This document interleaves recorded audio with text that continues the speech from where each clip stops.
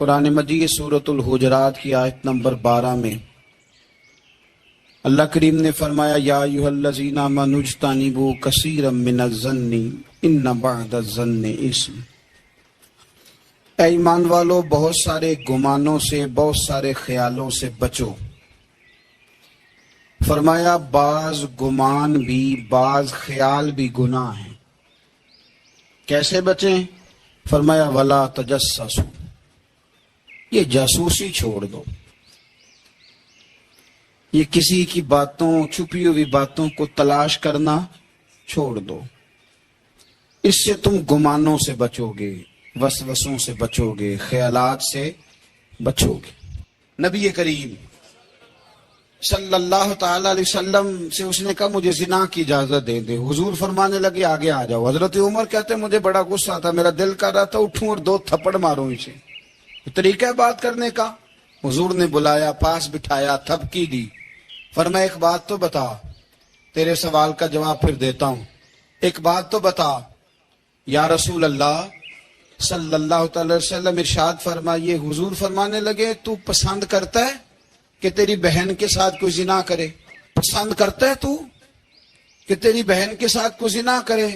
کہنے لگا حضور میں بات بھی سننا پسند نہیں کرتا۔ تیری بیٹی کے ساتھ؟ کہنے لگا حضور زبان اس کی کھینچ لوں گا جو یہ بات کرے گا۔ کہا تیری ماں، تیری پھپھی، خالہ کا؟ حضور خبردار، کسی بندے کو میں اجازت نہیں دوں گا۔ تو رسول کریم فرمانے لگے جس سے تو زنا کی اجازت مانگ رہا ہے وہ بھی تو کسی کی بہن ہے نا، وہ بھی تو کسی کی بیٹی ہے۔ جو غیرت، جو حمیت تجھے اپنے گھر کے بارے میں آتی ہے وہ دوسرے کے بارے میں کیوں نہیں آتی؟ جب نبی کریم نے اس نوجوان کو اس کے مزاج کے مطابق سمجھایا تو اس کی آنکھوں میں آنسو آ گئے۔ عرض کرنے لگا یا رسول اللہ صلی اللہ تعالی علیہ وسلم، حضور زنا کی ارادہ تو ایک طرف، آج کے بعد میری زبان پر اس کا نام بھی نہیں آئے گا۔ آپ سامنے والے کی نفسیات کو دیکھیں، آپ اپنے موڈ میں نہ رہیں۔ مجھے بڑی اچھی طرح یاد ہے ایک دفعہ نا مسجد میں ایک بچے نے نا آدھی بازوؤں کی شرٹ پہن کے نماز پڑھی۔ ایک بابا جی نے ان کو نا منع کیا، کہنے پورا کپڑے پا کے آیا کر، پتہ نہیں تمہیں؟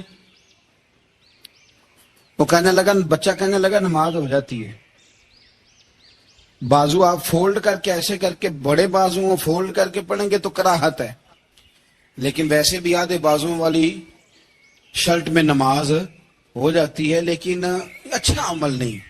اچھا یہی ہے کہ آپ کے بازو پورے ہوں۔ تو بزرگ ان سے کہنے پورے کپڑے پہنو، کہنے لگا بھئی ہو جاتی ہے نماز، میں بھی تھا۔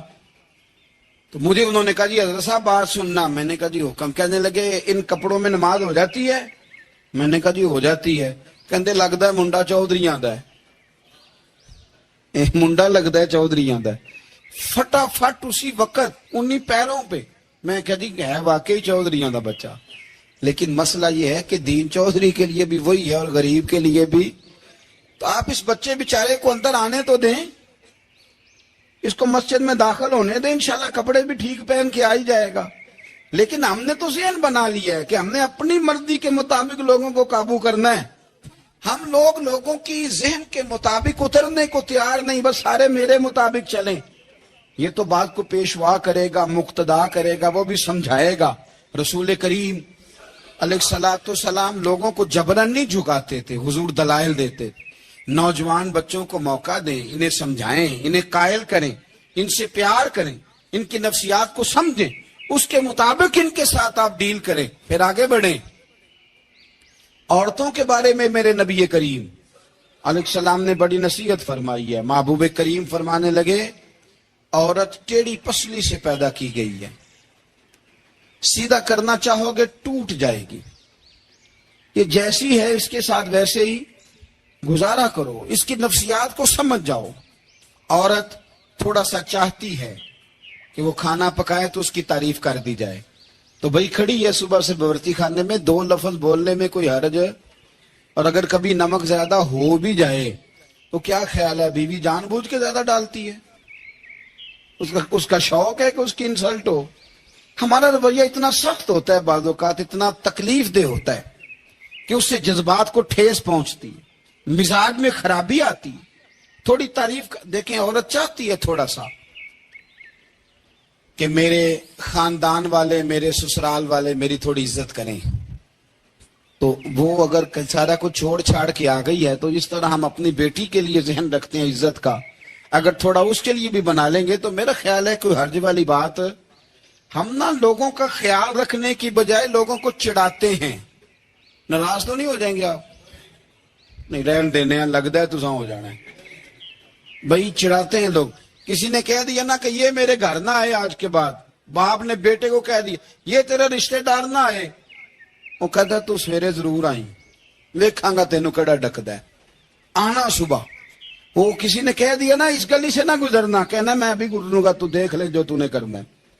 ہم لوگوں کی نفسیات کے، بلکہ پتہ چل جائے نا فلانے کو فلان چیز بری لگتی، اس کو لوگ زبردستی کرتے ہیں، چڑھاتے ہیں، نفرتیں پیدا کرتے ہیں، اس کے اندر غرور لاتے ہیں، مزاج کے اندر چڑچڑاپن پیدا کرتے ہیں۔ یہ کام نہ کریں۔ سارے سے آبا حیا، نفسیاتی طور پر جو لوگ پاک صاف ہوتے ہیں نا، ان کی زندگی مطمئن ہوتی ہے۔ بہت زیادہ مال دولت وجاہت شہرت کے باوجود جو لوگ نفسیاتی طور پر کسی میل کچیل کا شکار ہوتے ہیں، ذہنی طور پر،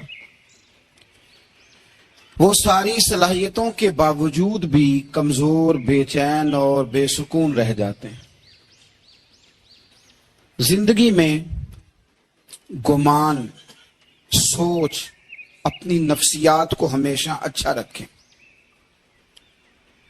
کبھی بھی اپنے آپ کو الجھاؤ کا شکار نہ ہونے دیں۔ جس آدمی نے سکون لینا ہے اس نے بھی یہاں سے لینا ہے، اپنے اندر سے۔ جس نے مطمئن ہونا ہے اس نے بھی خود بخود ہی ہونا ہے، اور جس شخص نے بے سکون رہنا ہے اس نے بھی خود بخود ہی رہنا ہے۔ میرے نبی کریم علیہ السلام نے اپنے صحابہ کو نا مطمئن زندگیاں فراہم کی، اطمینان بخش رویے حضور نے دیے۔ آپ غور فرمائیں گے کہ غریب ترین صحابہ بھی جب کوئی ان سے پوچھتا تھا کیفیت کیا ہے تو وہ کہتے تھے الحمدللہ، اللہ نے ہمیں نبی کریم کا غلام بنا دیا۔ اب ہم خود اپنے آپ کو اتنا نفسیاتی طور پر کمزور کر لیتے ہیں، سوچ سوچ کے کہ فلانا بڑا ہو گیا ہے، میں چھوٹا رہ گیا ہوں، فلاں آدمی آگے نکل گیا ہے، میں پیچھے رہ گیا ہوں۔ یہ چیز انسان کو کمزور کرتی ہے۔ انسان اگر یہ تصور کر لے کہ جو میرے حق میں بہتر تھا میرے رب نے مجھے عطا کر دیا ہے، اسے سکون نصیب ہوتا ہے، پھر نفسیاتی مسائل ختم ہوتے ہیں۔ بڑے بڑے سمجھدار لوگوں کو کالا جادو ہو جاتا ہے، اور بڑے بڑے عقل مند لوگ ہوتے ہیں جن کی بھابھی انہیں نظر لگا دیتی ہے۔ بڑے بڑے سمجھدار لوگ ہوتے ہیں کہ جن کی دکان کے آگے کوئی تعویذ پھینک جاتا ہے۔ بڑے سمجھدار لوگ ہیں لیکن وہ چھوٹی چھوٹی باتوں سے اتنے کمزور ہو گئے کہ سانپ سے ڈرتے ڈرتے رسیوں سے بھی ڈرنا شروع کر دیا۔ رسیوں سے، وہ جی میں صبح کل چل رہا تھا تو میرے پیچھے کوئی چل رہا تھا تو میں نے کہا سایہ ہوگا آپ کا، وہی ساتھ چلتا ہے۔ ایک حدیث ہے ترمذی شریف کی، اسے یاد کر لیں، بڑا نفع دے گی۔ میرے نبی کریم علیہ السلام نے فرمایا اگر ساری دنیا مل کے بھی تیرا نقصان کرنا چاہے تو جب تک رب کی مشیت نہ ہو تیرا نقصان ہو نہیں سکتا۔ ختم ہو گئی بات، باہر آ جائیں اس چیز سے۔ اور فرمایا سارے زمانے کے لوگ مل کر تیرا نفع کرنا چاہیں تو جب تک اللہ نہ چاہے وہ تیرا کوئی نفع کر نہیں سکتے۔ نقصان بھی اللہ کی مشیت پہ ہے، نفع بھی اللہ کی رضا پہ ہے، تو پھر آپ بلا وجہ لوگوں کو دیکھ کر ٹینشن کیوں لیتے ہیں؟ پریشانی کاہے کی ہے؟ آزمائش کس بات کی ہے؟ اپنے آپ کو سکون دیں، اپنے آپ کو مطمئن کریں کہیں رب بڑا ہی مہربان ہے، اس نے جہاں اچھا سمجھا ہے وہاں اس نے مجھے رکھا ہے۔ اپنے ذہن کو اطمینان دیں، سکون دیں۔ میرے نبی کریم علیہ الصلوۃ والسلام کی پوری حیات مبارکہ میں آپ کو شکوہ نہیں ملے گا کہیں بھی۔ حضور یتیم پیدا ہوئے، کتنی دفعہ آپ کو کتابوں میں ملتا ہے کہ حضور روئے ہوں کہ میرا باپ ہوتا تو ایسے ہوتا، میری اماں ہوتی تو ایسے ہوتی۔ ہم روز نہیں روتے؟ نبی کریم صلی اللہ تعالی علیہ وسلم نے اپنی زندگی ساری آزمائشوں میں گزاری۔ کہیں آپ کو محسوس ہوتا ہے کہ نبی کریم صلی اللہ علیہ وسلم کسی کے پاس بیٹھے اور فرمایا آؤ میں تمہیں اپنے دکھ سناؤں؟ ہمیں تو مسئلہ بن گیا ہے، ہم لوگوں نے اپنے آپ کو غیر مطمئن بنا لیا ہے۔ ہم ان ساری چیزوں کی ڈیمانڈ کرتے ہیں جو ہمارے مالک نے مناسب نہیں سمجھی ہمیں دینی۔ ہمیں اپنے آپ کو مطمئن کرنا چاہیے، سکون میں رکھنا چاہیے۔ اگر آپ تھوڑا سا اپنے آپ کو سکون دیں، اطمینان دیں، کہیں الحمدللہ، اللہ تبارک و تعالی جہاں جس کو چاہتا ہے وہاں اسے بٹھا دیا کرتا ہے۔ پھر ہم لوگوں کا منصب چھیننا چاہتے ہیں، حسد کرتے ہیں، بغض پیدا ہوتا ہے، عداوت پیدا ہوتی ہے، نقصان ہوتا ہے۔ فطری طور پر جو صلاحیتیں اللہ نے دی ہوتی ہیں ان کو بھی زنگ لگ جاتا ہے، زنگ لگنے لگتا ہے ان سب چیزوں کو جو اللہ نے اپنے فضل سے ہمیں دی ہوتی ہیں۔ تو بات کو یاد رکھیں، زندگی میں آپ مطمئن ہو جائیں کہ رب کریم نے جو دیا ہے وہ کمال ہی دیا ہے، کمال ہی۔ حضور کی ایک زوجہ محترمہ تھی تو ان کے ہاتھ ذرا لمبے تھے، مومنوں کی ماں۔ بعض خواتین نے ان سے کہا کہ لمبے ہاتھوں والی، ہم بنا لیتے ہیں نا یہ بھی بات کہ اس کا ناک موٹا ہے تو اس کی آنکھیں چھوٹی ہیں تو اس کے کان بڑے ہیں تو اس کے ہاتھ کیسے ہیں، تو کہا لمبے ہاتھوں والی۔ تو وہ پریشان ہو گئی، نبی کریم علیہ السلام تشریف لائے، کیا ہوا؟ عرض کی یا رسول اللہ مجھے لمبے ہاتھوں والی کہتے ہیں۔ تو حضور فرمانے لگے یہ پریشان ہونے والی بات ہے کہ خوش ہونے والی بات؟ یا رسول اللہ کیا مطلب؟ فرمایا تو کہہ کہ رب نے لمبے ہاتھ اس لیے دیے ہیں تاکہ میں سخاوت زیادہ کر سکوں، میں سخاوت زیادہ۔ یہ جو میرا چہرہ ہے نا، یہ جو آپ کا چہرہ ہے، یہ آپ کی چاہت ہے کہ اللہ کی؟ فی ای صورت ما شاء رکبک، اللہ فرماتے جیسے میں نے چاہا ہے ویسے تجھے بنایا ہے۔ تو اگر میرا موٹا ناک، میری چھوٹی آنکھیں، میری بڑی آنکھیں، میرے چپٹے کان، یہ میرے تو نہیں، یہ تو میرے رب کی چاہت ہے۔ مجھے اپنے موٹے ہونٹوں سے نفرت کرنی چاہیے کہ اللہ کی چاہت سے پیار کرنا چاہیے؟ مجھے اپنے کالے رنگ پر پریشان رہنا چاہیے کہ رب کی چاہت پر مجھے پیار آنا چاہیے؟ اللہ کی چاہت پر پیار کر، یہ چاہت ہے اللہ کی، یہ چاہت ہے۔ تو اللہ کی چاہت سے محبت کر۔ تو پریشان ہو رہا ہے فلانے کا رنگ ہو رہا ہے تو میرا کالا ہے، فلانے کا مکان بڑا ہے تو میرا چھوٹا ہے، فلاں بڑی گاڑی میں کیسے بیٹھ گیا؟ بھئی اللہ نے چاہا تھا بیٹھ گیا۔ اللہ نے میرے لیے سائیکل پسند کی ہے، مجھے الحمدللہ کہہ کے سائیکل پہ بیٹھنا چاہیے۔ اس نے پسند کی ہے، اس کی رضا ہے کہ میں یہاں رہوں۔ تو ایک بات تو یہ ہمیشہ یاد رکھیں کہ آپ اپنے آپ کو مطمئن کریں، زندگی میں سکون دیں۔ نفسیاتی طور پر ہم بڑے ڈسٹرب اس لیے ہیں کہ ہم بے سکون رہتے ہیں جان بوجھ کے، وجہ ہی کوئی نہیں۔ لیکن جب تک زندگی ہے اللہ نے زندہ رکھنا ہے، اور جب وقت آ جانا ہے تو پھر کوئی ہمیں بچا سکتا، تو ٹینشن کس بات کی، ڈپریشن کس بات کا ہے؟ ایک بات۔ دوسری بات یہ کہ دوسروں کی نفسیات کا بھی تھوڑا تھوڑا خیال کریں۔ ہم پتہ کیا چاہتے ہیں؟ سارے میرے مطابق چلیں، پھر نفسیاتی مسائل پیدا ہوتے ہیں۔ میرے ساتھ اگر 100 بندہ پیار کرتا ہے تو ان کے مطالبے الگ الگ ہیں۔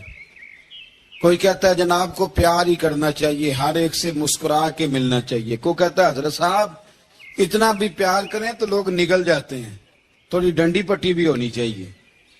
دونوں قسم کے لوگ ہیں نا جی۔ ایک وہ شخص ہے جو کہتا ہے اتنا بڑا مجمع ہے تو 2 سیکیورٹی گارڈ بھی ہونے چاہیے۔ تیسرا کہتا ہے جی یہ عجیب عجیب لگتا ہے، ایک گارڈ رکھے ہوں کسی بندے نے، کسی بڑے تو یہ ہر بندے کا مطالبہ. اب آپ نے کیا کرنا ہے؟ آپ نے لوگوں کے مزاج کی رعایت کرنی ہے. جہاں تک آپ پیار کر سکیں آپ نے کرنا ہے. جہاں تک محبت کر سکیں آپ نے محبت.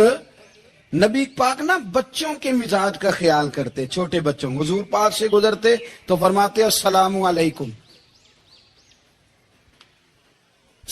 ایک بچے نے نا حضور کے کپڑوں پر پیشاب کر دیا تھا. اس کی ماں پریشان ہو گئی. بخاری ہے. یا رسول اللہ وہ بچہ تھا پتہ نہیں چلا. تو نبی پاک فرمانے لگے کیا ہو گیا, وہ بچہ ہے, اللہ نے پانی پیدا کیا نا, ابھی اس پہ پانی بہائیں گے سب ٹھیک ہو جائے گا. وہ بچہ ہے. لیکن حاجی صاحب گھر میں بگڑ جاتے ہیں. پوتا اگر پیشاب کر دے کہتے ہیں میں نماز پڑھنی ہوتی, وہ بگڑ جاتے ہیں. پیر صاحب بگڑ جاتے ہیں اس بات پہ. علامہ صاحب بگڑ جاتے ہیں. سیٹھ صاحب کہتے ہیں پتہ ہی نہیں بچے نے پیشاب کر دیا. حضور نے فرمایا کہ بچہ بچہ ہوتا ہے, وہ چھوٹا ہے, اس کا ایک مزاج ہے, اس کا ایک مطالبہ ہے. اب آپ یہ کہیں کہ وہ بڑا مجھے پاک صاف سمجھتا ہے تو اس رویے سے میرے ساتھ وہ ملاقات کرے. آپ اس کے مزاج کی رعایت کریں گے. نبی کریم کے غلام کے بیٹے ہیں حضرت اسامہ بن زید. نواسوں کی بات نہیں سنا رہا.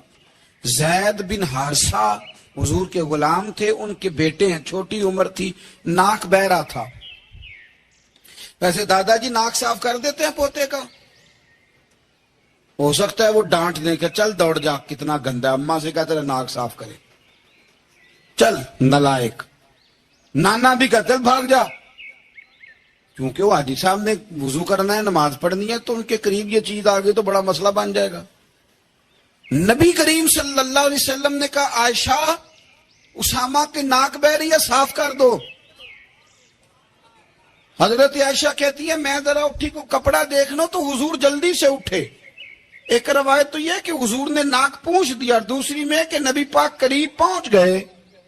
جناب عائشہ کہتے میں نے ہاتھ پکڑ لیا, میں نے کہا حضور کپڑا لینے گئی تھی آ گئی.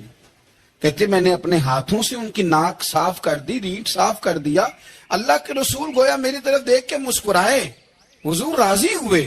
بچے تو بچے ہوتے ہیں, بچے تو بچے ہوتے ہیں. اب آپ کو بچہ حاجی صاحب مانے, پہلے نمازی صاحب مانے, آپ کو پہلے بچہ جو ہے وہ بڑا سیاںہ مانے, سمجھدار مانے, عقل مند مانے, پیر صاحب مانے. چھوٹا بچہ تو وہ نہیں مان سکتا. آپ اس کی نفسیات کے مطابق